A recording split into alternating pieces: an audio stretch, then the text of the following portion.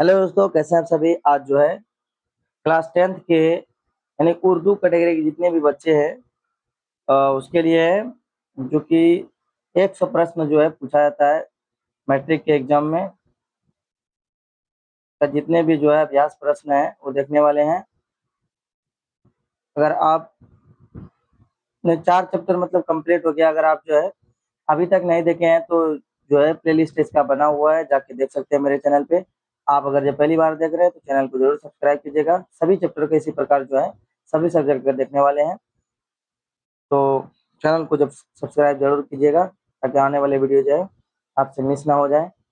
ठीक है, तो इसका जितने भी जो है अभी अभ्यास प्रश्न होगा वो देखने वाले हैं, तो वीडियो को लास्ट तक जरूर देखिएगा। तो चलिए इसका अभ्यास प्रश्न देख लेते हैं, इसका क्वेश्चन आंसर। चलिए इसका अभ्यास प्रश्न जो है वो करते हैं। पहला प्रश्न क्या कह रहा था, जैसे जो है हुंडरू का झरना वैसे ही उसका मार्ग, इसका जो है क्या व्याख्या है। तो इसका व्याख्या देख लेते हैं क्या है। इस कथन का अर्थ है कि हुंडरू का जो है ना झरना जितना विशाल और सुंदर और मनमोहक है, वहां तक पहुंचने वाला जो है रास्ता भी उतना ही आकर्षक और प्राकृतिक सुंदरता से भरपूर है। रास्ते में मिलने वाले हरे भरे खेत, पहाड़ियां और शांत वातावरण यात्री को उसी प्रकार जो है मंत्र मुग्ध करते हैं जैसे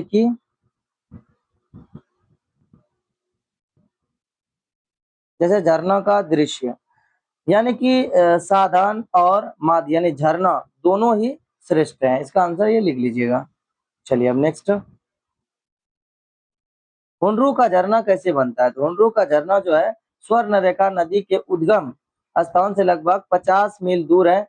जब नदी पहाड़ी को पार करती हुई अचानक 243 फीट की ऊंचाई से नीचे गिरती है, तो हुंडरू के भाव या झरने का निर्माण होता है। यह प्राकृतिक जल प्रपात अपनी ऊंचाई और जल की जो है प्रचुरता के कारण जो है अत्यंत आकर्षक है। तो इसका ये लिख लीजिएगा। अब अगला प्रश्न देखिए, स्वयं झरने से भी ज्यादा खूबसूरत मालूम होता है। झरने से आगे का दृश्य, उस दृश्य की सुंदरता का वर्णन अपने शब्दों में लिखिए। तो अपने शब्दों में कैसे लिखिएगा, देखिए, झरने से आगे का दृश्य बहुत ही शांत और अलौकिक है। वहां जो है नदी का पानी पत्थरों के बीच जो है सीधे धीरे धीरे बहता है, मानो कोई शांत संगीत बज रहा है। चारों ओर फैली हरियाली, ऊंचे पहाड़ और शांत वातावरण मन को जो है असीम शांति प्रदान करते हैं। झरने की जो है गर्जना के बाद जो है ये शांत और भी सुखद लगती है। इसका ये लिख लीजिएगा आंसर। नेक्स्ट, इसमें क्या कर रहा है, प्रस्तुत पाठ के आधार पर समझाइए कि किसी यात्री वृत्तांत जो है वृत्तांत को रोचक बनाने के लिए किन किन बातों पर जो है ध्यान दिया जाना चाहिए। तो चलिए यहाँ से देखिए आंसर है। ठीक है, यहाँ से आंसर लिख लीजिएगा। यहाँ थोड़ा रेड हो गया है, मिस हो गया है कुछ। किसी यात्रा वृत्तांत को रोचक बनाने के लिए निम्नलिखित बातों पर ध्यान देना चाहिए। क्या क्या बातों पर ध्यान देना चाहिए देख लेते हैं।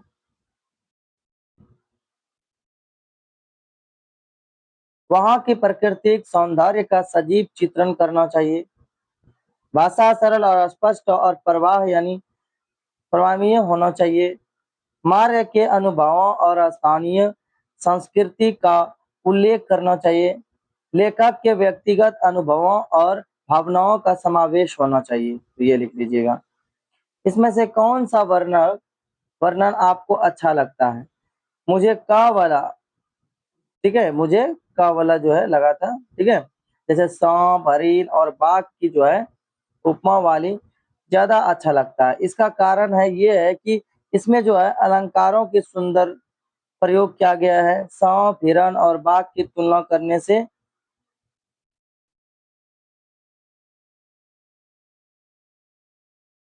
पहले कहाँ तक गए थे, तुलना करने से जो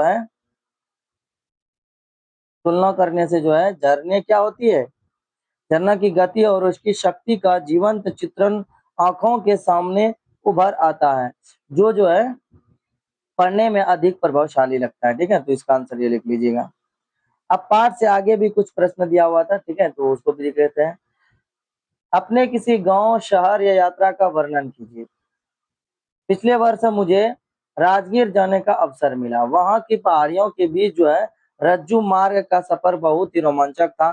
शांति स्तूप की सफेद भव्यता और वहां का शांत वातावरण मन को शांत देता है, और प्रकृति को इतिहास का एक ऐसा संतान अद्भुत था। ठीक है, चलिए। अपने राज्य के किसी एक जलप्रपात का वर्णन कीजिए। तो बिहार के, चलिए, नवादा जिले का में स्थित ककोला जलप्रपात बहुत ही प्रसिद्ध है, इसको देख लेते हैं। ठीक है, तो इसको जो है अपने मन से लिखना था। इसे बिहार का नियाग्रा भी कहा जाता है। ऊंचाई से गिरती शीतल जल धारा और नीचे बना प्राकृतिक सरोवर पर्यटकों को बहुत ही आकर्षित करता है। विशेषकर जो है गर्मियों के मौसम में यहाँ का पानी बहुत ठंडा रहता है। आपके द्वारा की गई यात्रा के दौरान जो है किसी प्राकृतिक दृश्य का वर्णन कीजिए। तो चलिए कर लेते हैं। एक बार यात्रा के दौरान मैंने सूर्यास्त का दृश्य देखा था। जब सूरज धीरे धीरे क्षितिज में डूब रहा था और पूरे आसमान में लाल और सुनहरी आभा फैली गई थी, तो वहां के दृश्य जादुई लग रहा था।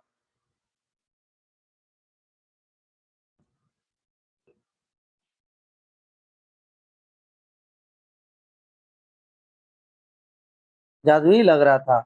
पक्षियों का अपने घोंसलों की ओर जो है लौटना उस दृश्य को और भी जो है जीवंत बना रहा था।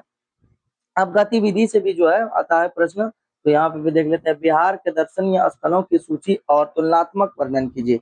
बिहार के दर्शनीय स्थल बोध गया, नालंदा, राजगीर, वैशाली, सासाराम, शेरशाह सूरी, मकबरा। ठीक है, बिहार के मुख्य रूप से गंगा का मैदानी भाग है, जहाँ की कृषि, धान, गेहूं प्रधानता है। ठीक है, यहाँ एक ऐतिहासिक, धार्मिक और पर्यटन स्थल अधिक है।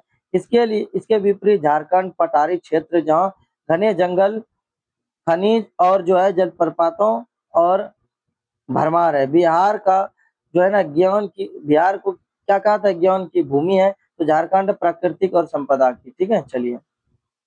गांव और प्रकृति के दृश्य का वर्णन कीजिए। गांव की सुबह बहुत ही स्फूर्तिदायक होती है। अरहर और सरसों की लहकाते खेतों के बीच से जो है गुजरना दुखद एहसास होता है। आम के बगीचों में जब कोयल कूकती है तो वह मधुर आवाज कानों में रस घोल देती है। ठीक है, और प्राकृतिक का ये रूप जो है शहर की जो है भीड़ भाड़ से दूर मन को बहुत सुकून देता। ये था जो है क्लास 8 का जो है जितने भी अभ्यास प्रश्न था देख लिए, यानी कि 1 2 3 4 5, इसका छोटा तो नहीं ना, यानी सभी देख लिए। ठीक है, तो कैसा लगा वीडियो? हुंडरू का जलप्रपात, अगर आप डिटेल पढ़ना चाहते हैं तो इस चैप्टर को पढ़ सकते हैं। ठीक है, आप अच्छे से स्क्रीनशॉट ले सकते हैं। इन चैप्टरों का जो है जितना भी क्वेश्चन आंसर था वो किए। इसी प्रकार जो है सभी चैप्टर का देखने वाले हैं, तो आप अगर जब पहली बार जो है चैनल पे हो तो चैनल को जरूर सब्सक्राइब कीजिएगा, ताकि आने वाले वीडियो जो है आपसे मिस ना हो जाए। तो मिलते हैं अगले वीडियो में, जब तक के लिए पढ़ते रहिए।